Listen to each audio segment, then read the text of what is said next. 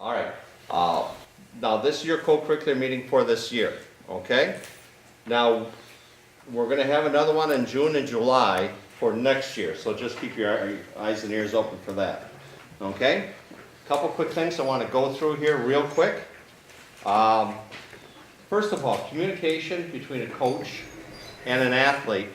Make sure the athlete goes to the coach first. All right? That's a lifelong learning skill. You don't go right away to an athletic director. You don't go right away to anybody else. You got to go to the coach because the kid's got to meet the coach's expectations for them to play. So be aware of that. Go to the coach if you have any questions. If it's a playing time issue, coach will say what you have to do to get better, and that doesn't always guarantee playing time. Co-curricular violations. All right. If you happen to know about co-curricular violations, you've seen it with your own eyes, you have it on your iPhone, whatever it is, make sure you get that information to Mr. Nickel. Okay? Mr. Studding, if Mr. Nickel's not there. One thing that tears teams apart is when we have gossip about what people are doing on a team, and it may or may not be true. It's not fair if I go and start talking saying, hey Spencer, you know, I saw Spencer smoking down 3rd Avenue when he really wasn't. Okay? When he really wasn't. And we have to have facts when we turn people in. Okay? Just be aware of that. If you're sick, make sure you call in the morning for your high school, to the high school office so we can notify the coach each day. Please understand, especially in basketball, okay, we set up teams maybe during over the course of the day to practice, to get ready. And if we don't know a kid's not there, we get there and all of a sudden we have this plan. We have to change it because we didn't know the kid was not there. Well, it's frustrating at times. Please don't talk about other athletes or coaches in front of your child. It's the worst thing you can do. This is one thing my father talked to me about. He says, don't you dare talk badly about your coaches. Don't you dare talk about your friends, your teammates badly in any way. Okay? And especially if an adult does it. We can't have that. All that does is ruin team chemistry. Keys to success. Upperclassmen being role models for the underclassmen. This means that the upperclassmen need to be trusted. A true leader is a mentor to the underclassmen and tries to help them become better, not humiliate them. And you know today they're in the news on ESPN in Miami, where there's a man by the name of Jonathan Martin who left the Miami Dolphins because his teammates went a little bit too far in their team activities. Made him pay, I think, like $15,000 for a trip to go to Las Vegas. We're not going to ask you to do that. We're not going to ask you to pay your teammates' way for anything. But any way that a teammate harasses or bullies another teammate, how can that team be successful? You got to respect each other. You got to respect each other. All right, so I think that's very important. The keys to this year are leadership, having a leadership role, and sportsmanship. In sportsmanship, you know, one thing I really want you to emphasize is that if your teammates go down, all right, go over there and help them pick them up. Okay, if they happen to go ahead and be, not having a good game, pat them on the back. You're there for each other, and that's what teammates do. Talk about sportsmanship, just understand a lot of confrontations have gone on around the country, and we don't want anything to happen here. We all become emotional, but you just need to understand that. Don't make it personal with officials. Okay, one thing we want you to do this year is instead of cheering against a team or a coach or an official, cheer for your team. I think that's important. Okay, and the last thing I'm going to go ahead and talk about here is enjoy your child's athletic career, whatever it may be.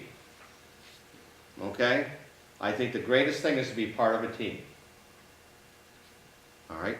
Being part of a team means you belong. And that means different things to different people.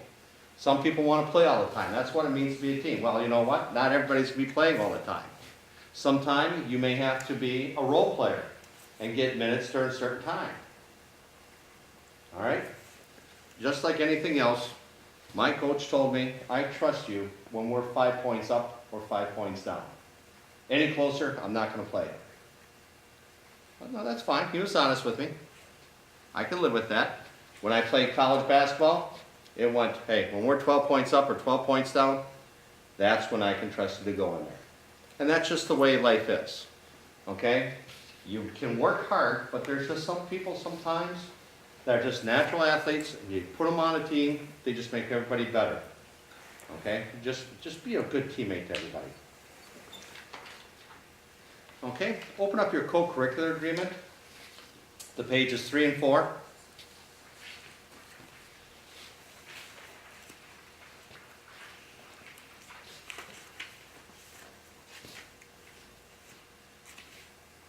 Okay, talks about academics. A student must pass all courses they are enrolled in order to maintain full eligibility.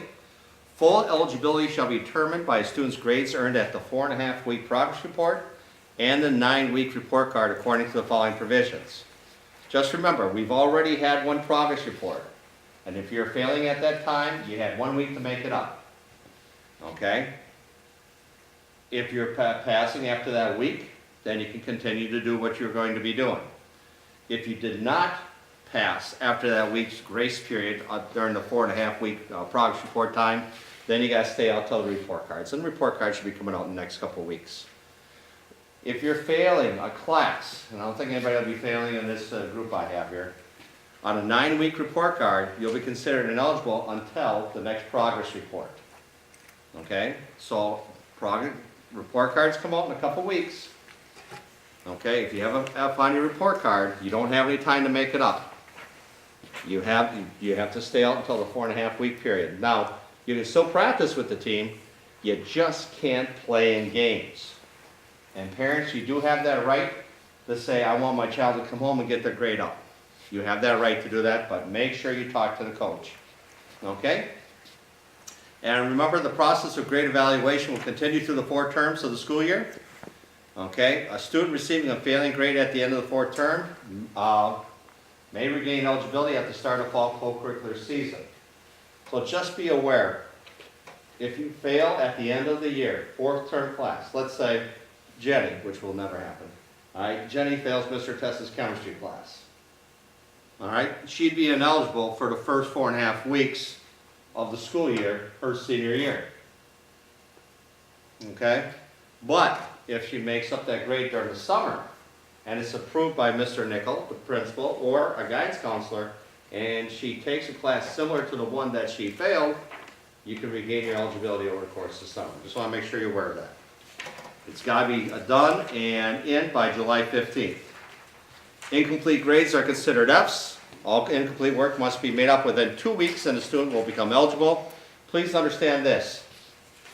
If Montana would fall off his bicycle, and he gets hurt, and he is out of school for 4 or 5 days, and in a block schedule, that's a lot of time, and he has it incomplete on his report card, okay, make sure you talk to Mr. Nickel. You've got to have that time that's outlined in our student handbook to be allowed to make that time up, or that work up. So make sure you're aware of that also. You may be gone, but you got a certain amount of time to do it. Attendance on page 4. This is a tough one. I had a swimmer this fall. It was senior day, the last home meet. She came in at 11 o'clock in the morning, and we couldn't allow her to swim at the last meet. And it was parents' night. She could be part of parents' night, but because she didn't come in until 11 o'clock, she was not eligible to swim that night. You have to be here at a full day of school to be able to practice or play in a game. Okay? Be aware of that. Now, there are exceptions. If you have to go to a doctor, to a dentist, anything that's okay in that student handbook, all right, get it pre-excused. So you have that blue slip so the office knows that you're going to be gone that day. All right? And then you can practice or play in that game that night. Things happen. You chip a tooth. You know, grandma might be in the hospital. Okay, whatever this situation is, you're needed at home for something. Maybe there was a fire the night before in your house, and you needed to go ahead and help your family. Okay, clear things up. These things happen. Okay, make sure you contact the office and tell them where you're at and what's happening. You got to be there for a full day for your attendance. Let's go to page 5 and 6, just basically talk about general conduct. Okay, students cannot use, possess, buy, sell, or transport, that means transmit, any tobacco, alcohol, illegal drugs, or look-alike drugs. Okay, make sure you're aware of that. Something new that Mr. Nickel just gave me, that tobacco products, look-alike tobacco products, electronic cigarettes and stuff like that. A student may not use or possess any tobacco products or look-alike tobacco products, including electronic cigarettes, anywhere in the school premises, at any school-sponsored activity, or on school transportation. Okay, electronic cigarettes include trippy sticks. Students who possess tobacco products, or look-alike tobacco products include electronic cigarettes on school grounds at a school-sponsored activity or on school transportation will receive the following consequences. If you're not involved in athletics or anything that's covered by co-curricular rules, this is what will happen. First violation, you got the product taken away from you, your parent is notified, you have 1/2 day in-school suspension. Second violation, same process, the product is taken away, parent is called, 1 day in-school suspension. Third violation, confiscation of the product, notification of the parent, and 1 day out of school suspension. Okay, second violation is in-school suspension. Third violation is out of school suspension. And just realize if you're an athlete, it goes towards your total, it goes towards your co-curricular violations. Okay, so please be aware of that. If you host a party where there's alcohol or drugs present, you are in violation of the co-curricular code. So if Spencer happens to be hosting a party, and and all of a sudden somebody brings out some beer, he knows it's there, the right thing to do is to ask him to leave. Okay, so please be aware, it's a co-curricular violation. Okay, if you host a party and there's alcohol or drugs there. Now if you try to throw them out, you call the cops, call your parents, whatever, you try to do what was best, okay, then Mr. Nickel may have some leeway with you, okay? Students must exhibit good school and community citizenship. This deals with language and behavior and classroom rules. All right, just remember, don't bring any discredit to themselves, their parents or guardians, the school or team. All right, through the years, not talking here at Sturgeon Bay, but talking about other schools. On a bus, students flipping off people trailing, or even mooning somebody, okay, in the car behind you and stuff like that. That kind of stuff is going to be enforced. Just make sure no vandalism of any type. Okay, if you get upset, find somebody to talk to. Okay, before you do something that's going to harm yourself. We have some good counselors here. We got some good people. Mr. Nichols is a good listener. Mr. Studding's a good listener. So if you have a concern, you have to talk to an adult. When in doubt, talk to the adult. If you're charged with a felony, then you will not participate until the case is resolved within the judicial system. If you're found guilty, you are done for all co-curricular activities at Sturgeon Bay High School. A suspension will still occur during the appeal process, and you may become eligible when your suspension is completed. All right, penalties for athletes, pages 7, 8, and 9 in your co-curricular book.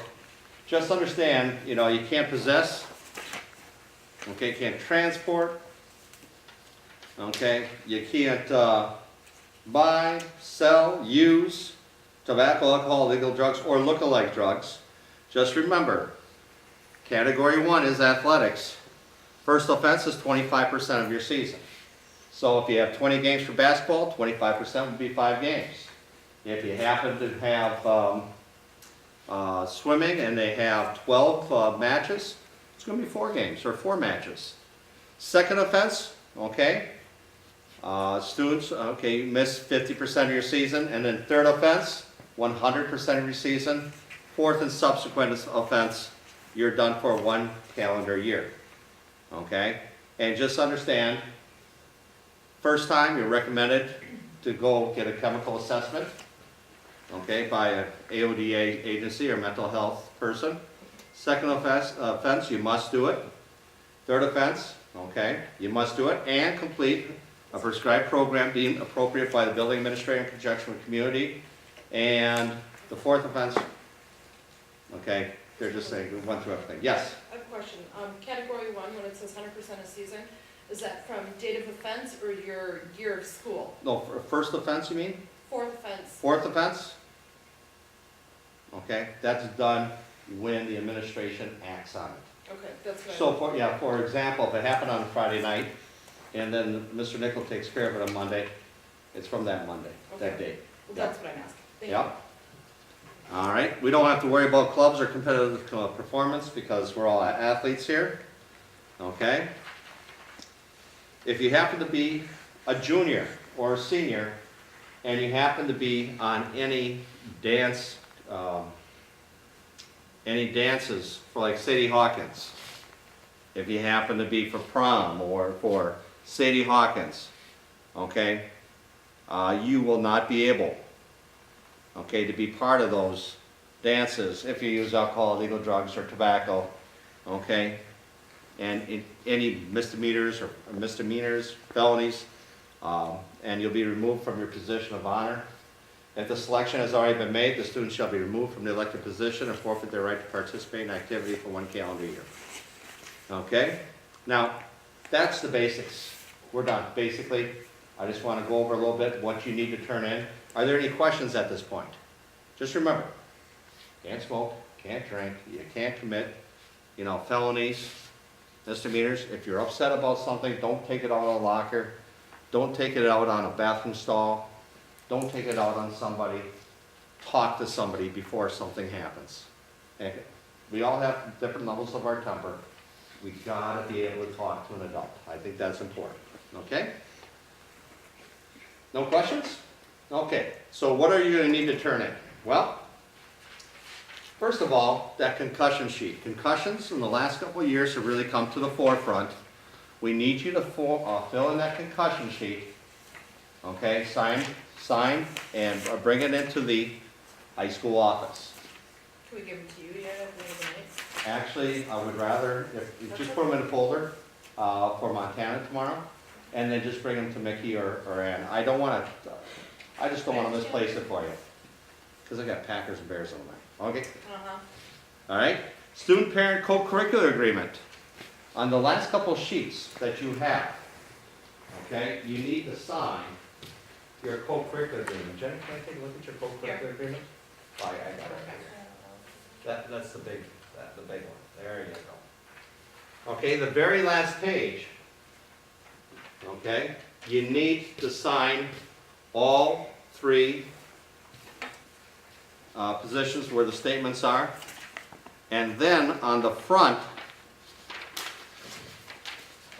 okay, this is just signing off. Basically, you understand the ideas of the eligibility by the WIA. Okay, so this last sheet is what you're going to need to turn in. Concussion sheet, this last sheet. The pink parent consent form. Pink parent consent form. That will travel from team to team. The coaches will have that pink form with them, okay, when they have practices and games, just in case your child gets hurt. If they have to go to a hospital, that pink form will go with the adult, with that student. Got to pay $25 for your athletic fee, and just be aware that you do have, if you're on free and reduced lunch, there's a yellow form out there if you want to fill out, turn it into the high school office. Nobody gets to see it. I don't know who has free and reduced lunch, but if you're on free and reduced lunch, you don't have to pay the $25, okay? Then of course you got to do your physical or alternate year card. Usually freshmen and juniors have physicals, sophomores and seniors have alternate year cards. Usually that's the way it works. Okay, sometimes everybody wants, some parents want physicals every year. I'm okay with that. Okay? Anybody else have any questions with that? You've been here long enough. Did I forget anything? I don't think I did.